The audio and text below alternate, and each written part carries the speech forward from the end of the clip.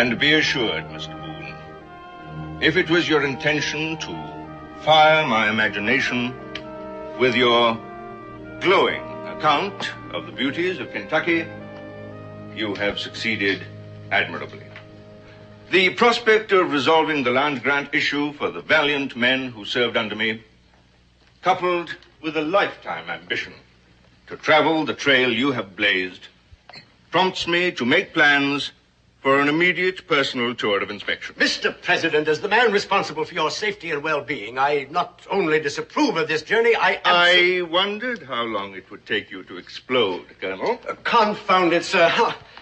How many times must you be reminded that the chief executive of these not two United States has inherited a large collection of enemies? 3 attempts were made to assassinate you before the inauguration. 2 have been tried since. This journey you propose is too great a risk. Kentucky is a wilderness. Was a wilderness, Colonel, until Boone opened the way for its colonization. As you are aware, he served under me before. I have the utmost faith in his loyalty, and I shall look forward to meeting this young frontiersman again. Now, where was I? Prompts me to make plans for an immediate personal tour of inspection. Ah, yes. My aide, Colonel James Lamport, will be arriving at the fort 2 weeks from this date.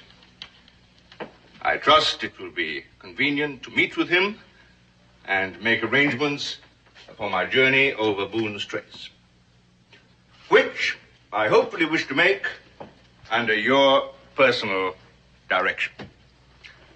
With kindest regards, looking forward to our next meeting, I remain respectfully. Would you read that back to me, please, Mr. Portman? Dear Mr. Boone. In reply to your letter of the 21st. Pa! I am deeply... Pa! Is it true, Pa? Is it true, Pa? Is it real honest true? It's what true? About President Washington. Ma says he's coming here to Kentucky. Well, that's what it says in the letter. You don't seem very excited about it.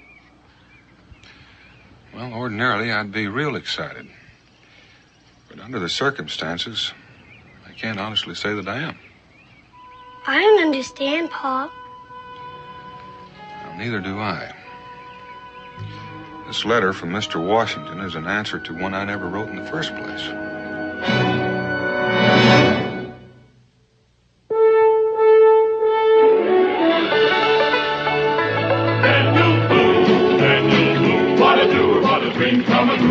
Daniel Boone.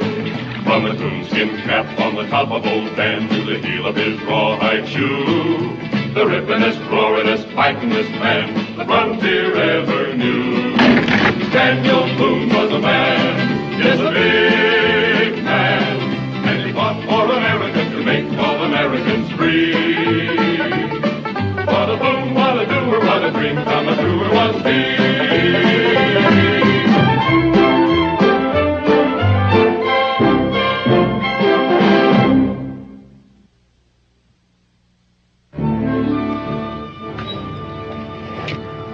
See how it's possible to receive an answer to a letter that you've never written from the President of the United States. It's the first thing I'm going to ask Colonel Lamport when I see him. Supposing he doesn't have an answer, I'll just keep on going till I get to Mr. Washington himself. I don't like this, Daniel. I don't like it either. That's why I came looking for you. How many people know about this letter? Everybody in Boonesboro simply don't know what's in it. Only Becky and the children know. What does Becky make of it? About as much as you and I do. Either somebody made a mistake, or somebody didn't. Well, either way, the president's dependent on me. But you're not even sure that he's the one who wrote the letter. That signature could be a forgery. Well, the courier's credentials were in order. It was closed with the official seal. Well, those could be forged, too. This whole thing could be a trap, a ruse to lure you on some fool's errand. I've thought about that, too.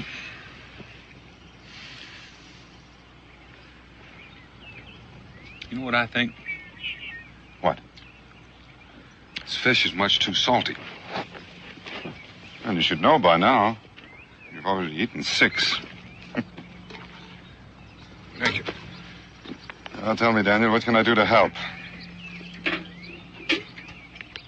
I thought maybe you might like to come along. Well, the fishing isn't very good anyway.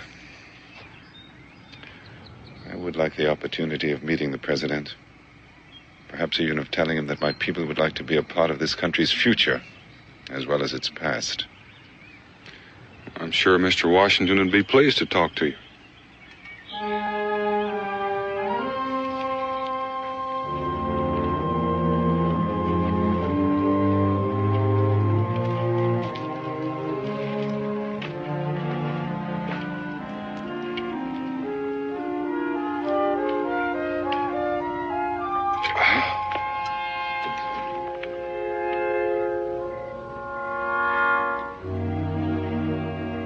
Your turn, Daniel.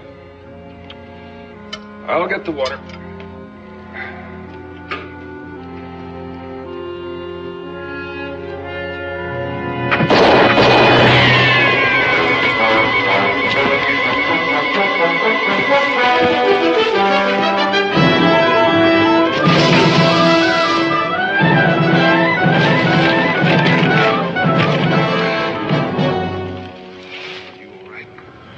My tail feathers are a bit ruffled. You think they're still out there? I don't know. Why would anybody want to kill you, Mango? Are you sure it was me? It wasn't me. I must have walked within 10 feet of them. They could have hit me with a rock. Evidently, someone doesn't want me along on this trip. I wonder why. I wonder why you received an answer to a letter you didn't write. In any event, I think we'd be safer traveling separately. It makes a lot of sense. Why don't you put all of our extra gear in this hollow log? Where will I meet you? Meet me at Clinch River. Maybe by then I'll have some answers for you.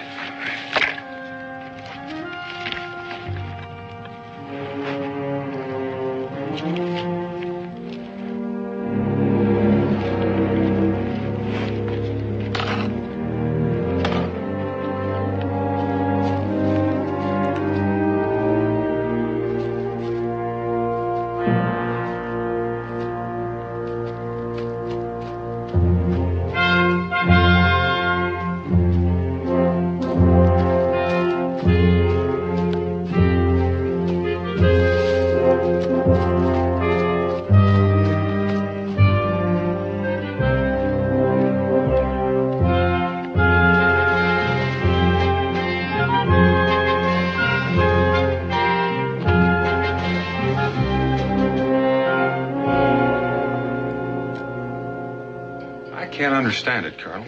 It just doesn't make good sense to me. It may to you, but all I know is I didn't write that letter to Mr. Washington. It does make sense, Mr. Boone.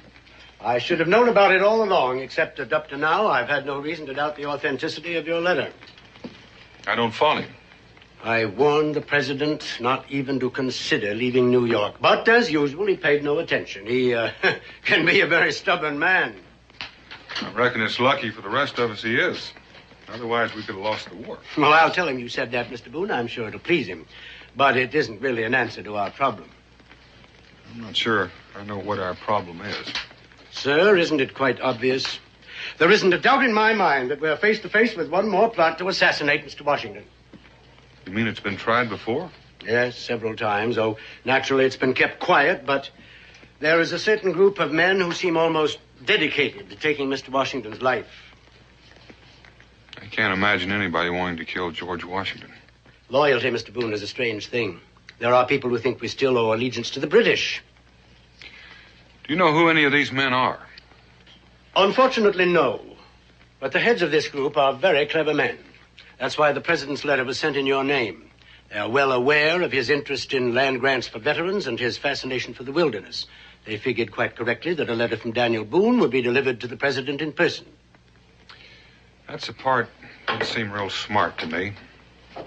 They had to figure that the president would get suspicious when he found out I didn't write the letter. Well, they probably aren't aware of the president's personal affection for you. They failed to anticipate he'd answer the letter in person, and that is our good fortune.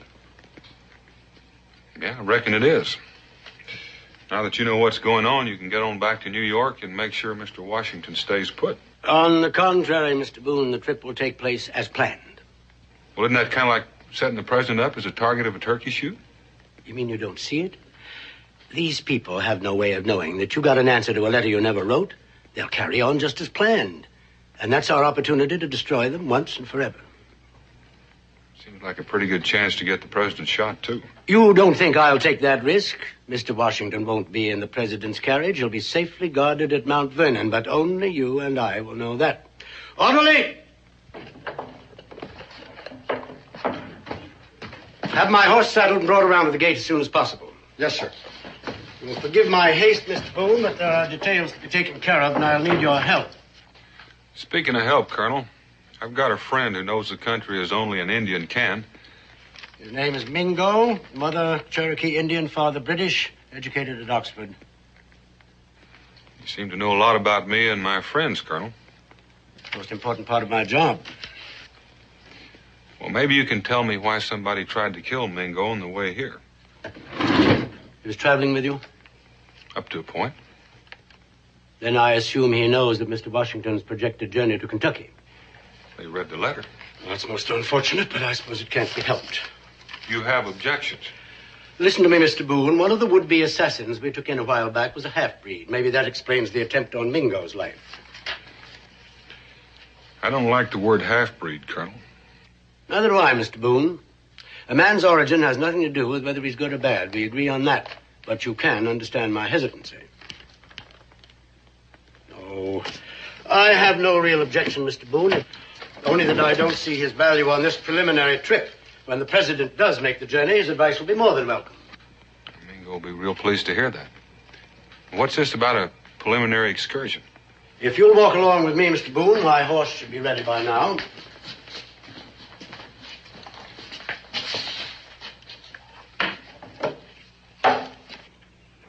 Due to the risks involved, I have thought it advisable to make a prior study of our intended route.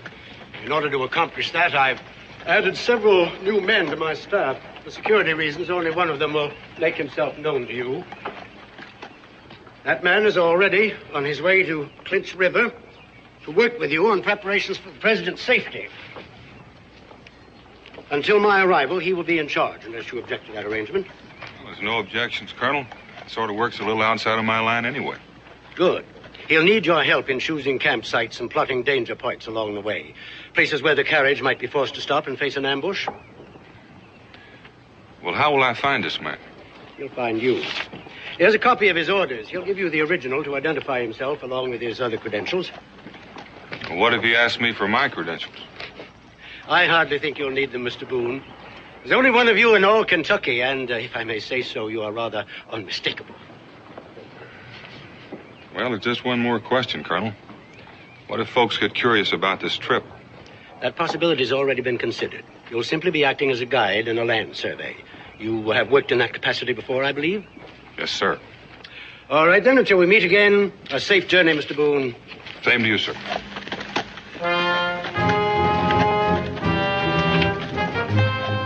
Captain Edgar Newton.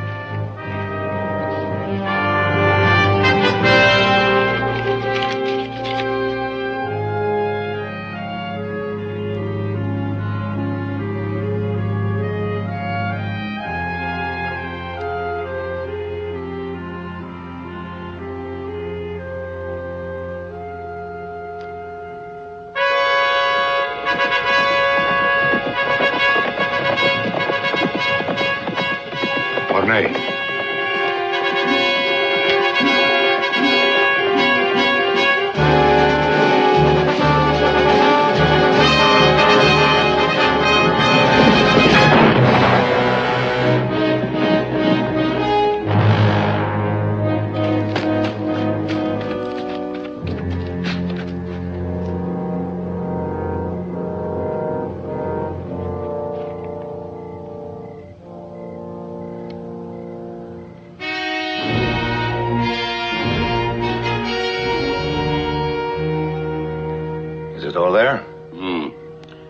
his credentials and a copy of his orders. Enough to convince Boone that he's dealing with the real Edgar Newton. May he rest in peace. Unless somebody in Clinch River knew him. Or knew Telford before. No.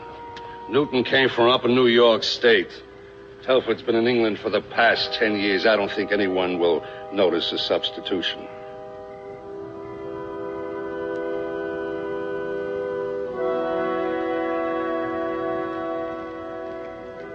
Sit down, Warner. You've walked at least 10 miles since dark. That Newton should have been here long before this, so doesn't that bother you? Not especially.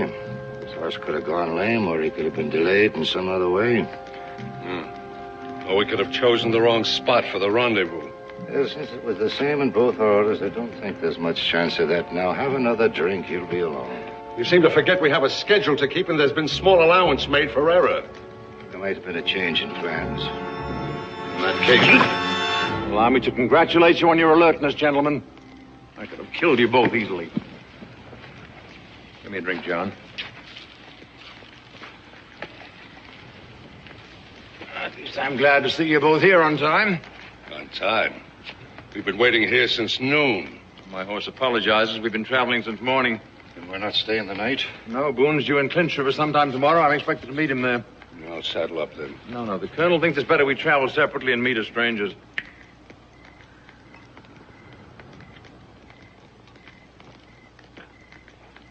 You always had poor taste in rum, John, but I suppose it's warming. To your health, gentlemen. And to the death of Washington.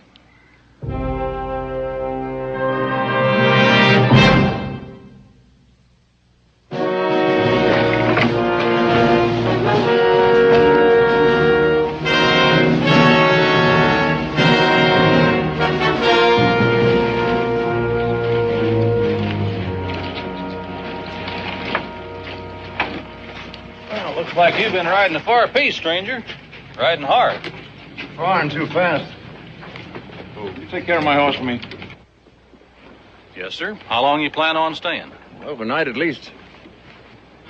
You look like you could use a rest. Is there an inn in town where I could get some decent food and lodging? Well, the Village Inn is just up the street. Ain't really decent, but it's the only place in town. Thank you. By the way, would you happen to know a man named Daniel Boone? Daniel? You are a stranger around here, mister. Reckon ain't anybody in the whole territory don't know him. Well, do you know if he's here in town? Well, I ain't seen him. He ain't a man you could overlook real easy. Thank you. I beg your pardon?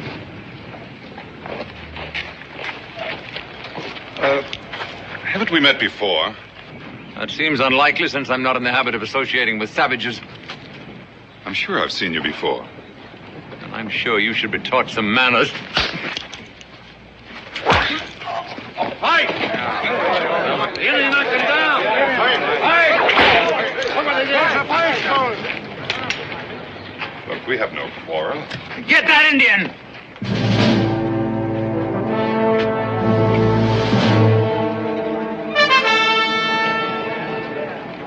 I'll teach you to insult a white man.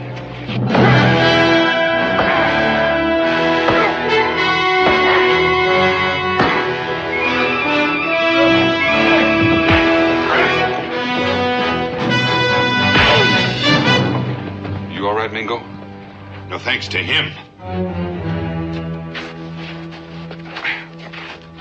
Would you like a free swing at him? That seems to be his style of fighting. Excuse me, sir. I think there's been a slight misunderstanding. You're sure of it. Now, you better get out of here, mister. He may not want to swing at you, but I'm real tempted. I believe I heard him call you Daniel. Your last name happened to be Boone? Could be. Afraid I owe you and your friend an apology, sir. This whole affair was entirely my fault. It's unfortunate we had to meet this way, but perhaps the whole incident can be forgotten. For our mutual advantage. My name is Edgar Newton. Edgar Newton? Since what we have to discuss is confidential, I would prefer to find somewhere more private. If you'll meet me tonight in the tap room, I'll be happy to show you a copy of my credentials and my orders. Perhaps that will suffice to convince you.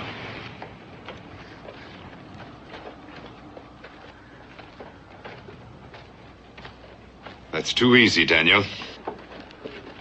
Well, he's one of Colonel Lamport's aides. I'm supposed to guide him over the trace in preparation for the president's arrival. Oh. In that case, I'm afraid I owe you an apology. What for? Well, by defending me, I'm afraid you've made an enemy. I don't know, Daniel. Somehow I just don't trust you, Mr. Newton. I can't say that I blame you. Well, where are you going? Back where I belong. Well, why should I stay here? Don't tell me I've been invited on your little scouting expedition. Well, you weren't exactly invited, but Colonel Lampert said he didn't object to your going along. Well, that's very kind of the Colonel, but I don't think I'd like to travel with Mr. Newton. Let this be your expedition.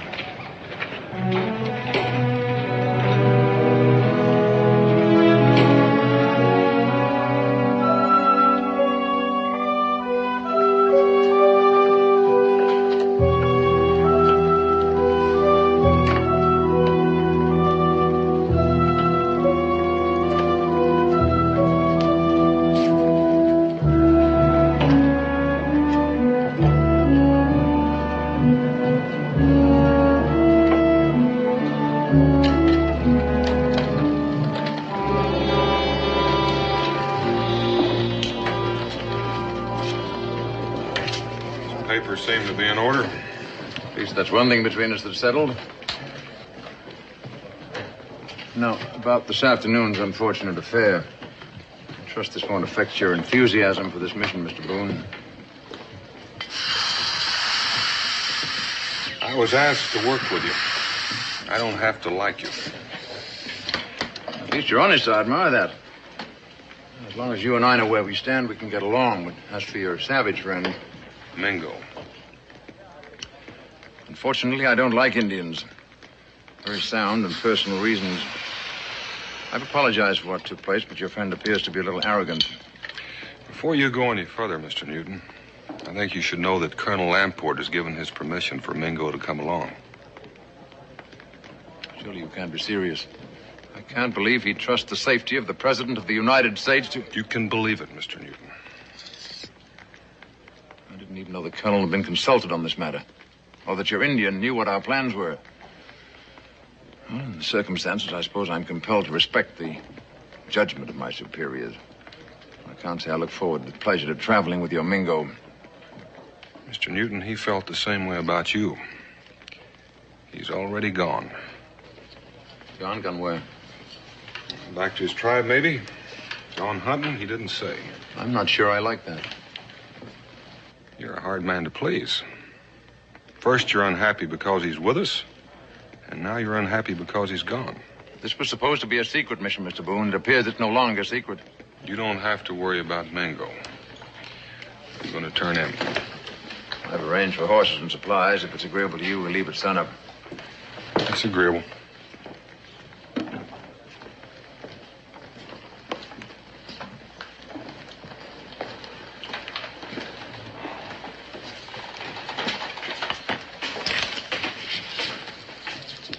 What did you find out?